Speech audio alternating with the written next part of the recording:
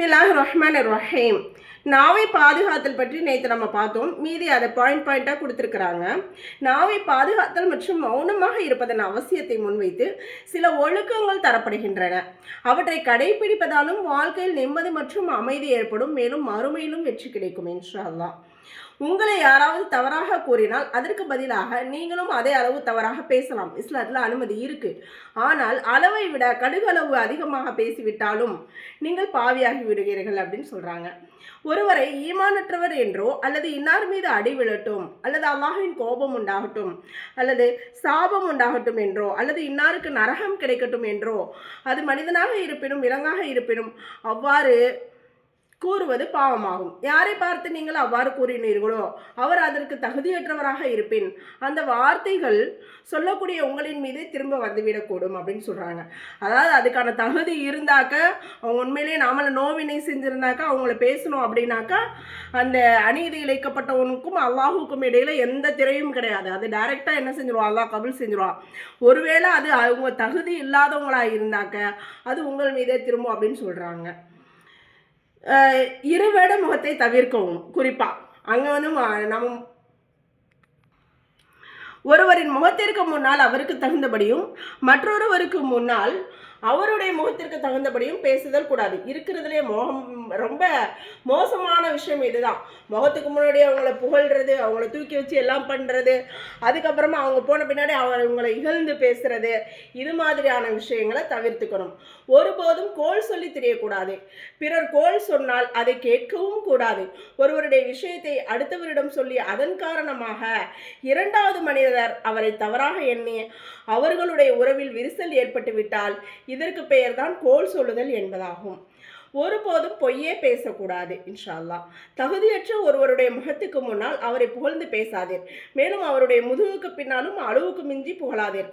ஒருத்தர் புகழ்றதுக்கு தகுதி உள்ளவங்களா இருந்தாலும் கூட ரொம்ப என்ன செய்யக்கூடாது, புகழ்ந்து பேசக்கூடாது.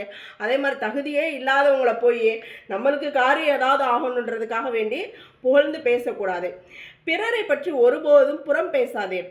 ஒருவருடைய முதுகுக்கு பின்னால் இப்படிப்பட்ட விஷயத்தை கூறுதல், அதை அவர் பிறகு கேள்விப்பட்டால் துக்கப்படுவார். அது உண்மையான விஷயமாக இருப்பினும் சரியே, இதற்குத்தான் புறம் என்று கூறப்படும். ஒருத்தர்கிட்ட இருக்கிற விஷயத்தை பற்றி சொல்லப்படுவதற்கு பேர் தான் புறம். அப்படி நாம் அந்த கூறிய அந்த விஷயம் பொய்யாக இருப்பின் அதுக்கு வந்து அவதூறு என்று கூறுதல் என்று கூறப்படும். அவதூறு கூறுதல் என்று கூறப்படும். இது புறம் பேசுவதை விட பெரும் பாவமாகும். ஏன்னா ஒருத்தர்கிட்ட இல்லாத ஒரு விஷயத்தை பேசுறது வந்து புறம். அதாவது ஒருத்தர்கிட்ட இருக்கிற விஷயத்தை பேசுறது புறம், இல்லாத விஷயத்தை பற்றி நாமளாம் ஒன்று சொல்றது வந்து இட்டுக்கட்டி பேசுறதுன்னு சொல்லுவாங்க. இது ரொம்ப ஆக மோசமான ஒரு விஷயமா கருதப்படுது. எவரை பற்றி புறம் பேசினீர்களோ அவரிடம் மன்னிப்பு கோர வேண்டும். அப்படி அவரிடம் மன்னிப்பு கோர இயலவில்லையானால் அவருக்காக பாவ மன்னிப்பு கோர வேண்டும். இன்ஷா அல்லாஹ், அல்லாஹ் நமது பாவத்தை மன்னிக்க செய்வான். யாரிடமும் தர்க்கம் செய்யாதீர். மேலும் தமது பேச்சை உயர்த்தி பேசாதீர். ஒருத்தர் பேசுறது நமக்கு பிடிக்கலையா, போங்க அப்படின்னு விட்டுட்டு போயிடணும். நான் சொல்றதா கரெக்டுன்னு நம்ம சொல்லிட்டு தர்க்கம் பேசக்கூடாது. ஏன்னா முட்டாள்களால் அதை விளங்கி கொள்ள முடியாது. இதில் இமாம்கள் சொல்லியிருக்கிறாங்க, அறிவாளி கிட்ட பேசினா நம்ம ஜெயிச்சிடலாம், முட்டாள்களிடம் பேசினாக்க ஜெயிக்க முடியாது. அப்போ அந்த மாதிரி ஆளுகள்கிட்ட தர்க்கம் செய்வது வீண். மேலும் வந்து நம்முடைய பேச்சு தான், என்னோட பேச்சு தான் கரெக்டுன்னு சொல்லிட்டு உயர்த்தி பேசக்கூடாது.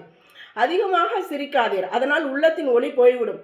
ரொம்ப எப்போ பார்த்தாலும் கெக்க போட்டுக்கிட்டு அப்படின்னா கடவாய் பற்கெல்லாம் தெரிகிற அளவுக்கு